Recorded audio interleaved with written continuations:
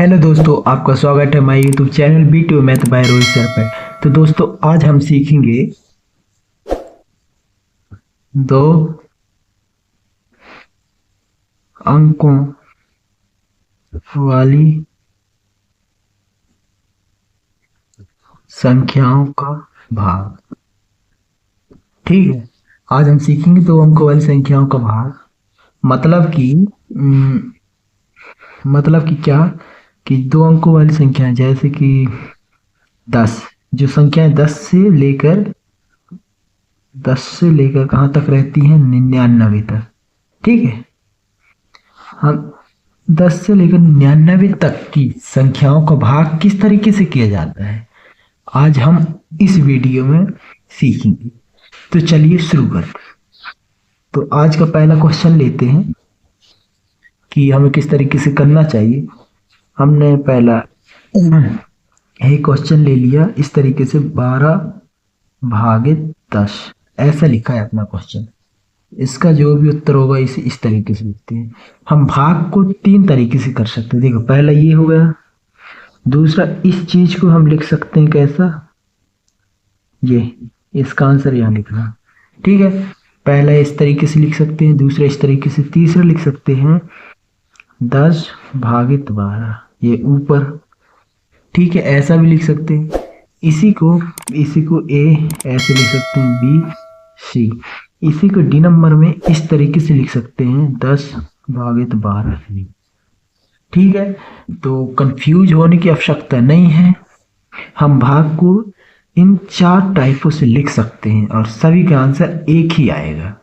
ठीक है, तो हम टाइप सी पे इस टाइप को हम लेकर चलेंगे, इसके अनुसार हम आंसर करते हैं। ठीक है, तो चलिए लेते हैं ये। ठीक है, तो चलो भाग करते हैं। भाग करने का पहला चरण क्या है कि ये 10 की दुनिया इस तरीके से पढ़ना है कि 12 से ज़्यादा ना हो, 12 से कम हो जाए या 12 के बराबर हो जाए, लेकिन 12 से ज़्यादा नहीं होना चाहिए। तो देखो, 10 एकम 10, 10 दूनी 20, 20 जो है 12 से ज़्यादा है, इसका मतलब हमें ये वाली 10 लेना पड़ेगा, है ना। तो चलो, कितनी बार में जाएगा गुणा, एक बार में जाएगा, उसे एक ये लिख लिया। तो कितना आएगा, 10 एकम 10 आया। इसके बाद यहाँ घटाना होता है, घटाए तो देखो 2 में 0 गए, 2 बचा, 1 में 1 गए 0, तो इसका आंसर ये आएगा। ठीक है दोस्तों, इस तरीके से हम भाग करते हैं। चलिए अगला क्वेश्चन लेते हैं। दूसरा क्वेश्चन क्या है अपना, दूसरा क्वेश्चन एक अच्छा टाइप से लेते हैं कि हमने कोई 2 अंकों की संख्या ले ली, जैसे ये 19 का भाग करना है 80 में। तो चलिए कैसे करते हैं अब वो देखते हैं। तो पहला क्या होता है कि 19 की दुनिया ऐसे पढ़ो कि 80 से ज्यादा ना हो। तो देखो, 19 एकम 19, ठीक है, 19 दूनी 38, 19 तीय 57, 19 चौको 76, 19 पंचे 95। अब आप ही देखो, 80, 76, 95, इन दोनों के बीच में 80 आ रहा है, यानी कि इन दोनों के बीच में ही लेना है। लेकिन ध्यान ये भी देना है कि 80 95 से छोटी है, इसका मतलब हम इसको नहीं ले सकते। तो अब हमें इसको लेना पड़ेगा, 76 को। तो चलिए हम अब 76 को लेते हैं। तो 76 कितनी बार में जाएगा, 4 बार में, 4 की बार गुणा करना पड़ेगा जब 76 आए, यानी कि 19 चौको 76 यही आता है। घटाए अब, ये देखो 0 यानी कि एक उधार इससे लेंगे 10 हो जाएगा, 10 में 6 गए 4, ठीक है। इधर कितने बचे, 7, 7 में 7 गए 0, तो इसका आंसर ये आएगा। ठीक है दोस्तों, तो इस तरीके से क्विकली आंसर लिखा जाता है। तो चलिए अब हम तीसरा क्वेश्चन लेते हैं। तीसरा क्वेश्चन क्या है कि हम एक कैश ले लिए, एक कैश का भाग करना 83 में। ठीक है, तो चलिए करो, पहले 21 की दुनिया पढ़ो, 21 एकम 21,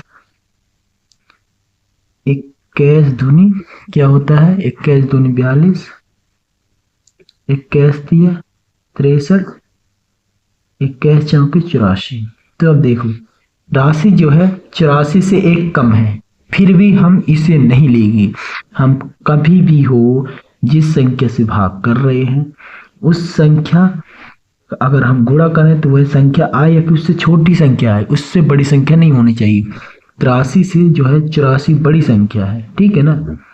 इस कारण से हम इसको लेंगे, इसको नहीं लेंगे। इसको लेने के लिए 21 या 83, 21 या 63 ये आया।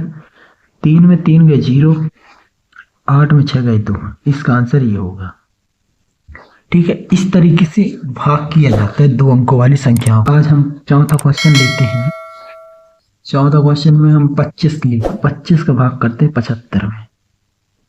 तो देखो भाग अच्छे से करना, 25 का गुणा करो 25 से कम 25, 25 दूनी 50, 25 दिए 75, 25 चौके 100। अब ध्यान से देखो 75 कहाँ मिल रहा है, हमें 75 इसमें मिल रहा है। मैंने क्या बताया कि जिसका भी हम जिसमें भी भाग दें, या कि वह संख्या प्राप्त हो जाए या कि उससे छोटी संख्या मिले। अगर वह संख्या नहीं मिल रही तो 75 प्राप्त हो रही है तो हमें 100 लेने की आवश्यकता नहीं है, ना कि 50 लेने की आवश्यकता है। इसलिए इन दोनों को हटा के 75 ही मिला है तो हम इसी को लेंगे। ठीक है, तो चलिए कितनी बार में मिला 75, 3 बार, 25 के 75, फिर घटाएंगे तो 0 0 आएगा, यही उसका आंसर होगा। ठीक है, ये बहुत अच्छा, इस तरीके से इस भाग को करते हैं। अगला क्वेश्चन ले लेते हैं हम। हमारा अगला क्वेश्चन है क्या, हमने ले लिया जैसे कि 12। अब 12 का भाग 89 में देंगे तो देखो कैसे आते हैं। चलो गुणा करो, 12 का ऐसा गुणा करना कि 89 से ज्यादा ना हो, कम हो जाए भले या 89 ही आ जाए क्यों ना। चलो करो, 12 एकम 12, ओके ठीक है। जब ऐसे करते जाएंगे 12 दूनी 24, तो हम क्या होता है इसी तरीके से जब इसे करेंगे 3 4 5 6 करो, देखो 12 पंचे तो 60 होता है, ठीक है नहीं आ रहा। 12 छिंग 72 होता है, अच्छा यहाँ कहीं आएगा। फिर 12 छिंग 12 सत्ते 84 होता है। फिर 12 अट्ठे होता है क्या 96। इसका मतलब क्या है 89 जो है इन दोनों के मध्य में आ रहा है और इसके पास में है। ये बड़ी संख्या है, इसको नहीं ले सकते, इसको लेना पड़ेगा। ठीक है, तो चलो लो कितनी बार में 7 बार में, 12 सत्ते 84, ये घटा दो, 9 में 4 गए 5, 8 8 0, ये आएगा आंसर। ठीक है, इस तरीके से करते हैं भाग। अगला क्वेश्चन लेते हैं, छठवां क्वेश्चन है जो कि आज का। हमने ले लिया क्या, कोई संख्या ले ली 10। अब हम देखो इसका भाग देंगे 50 में, कैसे करेंगे, अब तो आना लगा होगा। तो चलिए करते हैं, देखो 10 गुणित 5 करेंगे 50, डायरेक्ट मिल रहा है, डायरेक्ट मिल रहा है यानी कि 10 गुना 50, ये इसका आंसर इस तरीके से करते हैं। ठीक है, हमें गुणा करना है, इस संख्या का ऐसा गुणा करो कि इसके बराबर या कि इससे कम ही हो, ज्यादा नहीं होना चाहिए, और उसी को लिखना है यहाँ पे। एक और क्वेश्चन ले लेते हैं हम, देखो 13 का लेते हैं, 13 ठीक है 13। तो देखो हम क्या जानते हैं, 13 का जब भी गुणा करेंगे करो 95 से ज्यादा नहीं होना चाहिए, ऐसा गुणा करो। तो 13 सत्ती क्या होता है 91 होता है, ठीक है।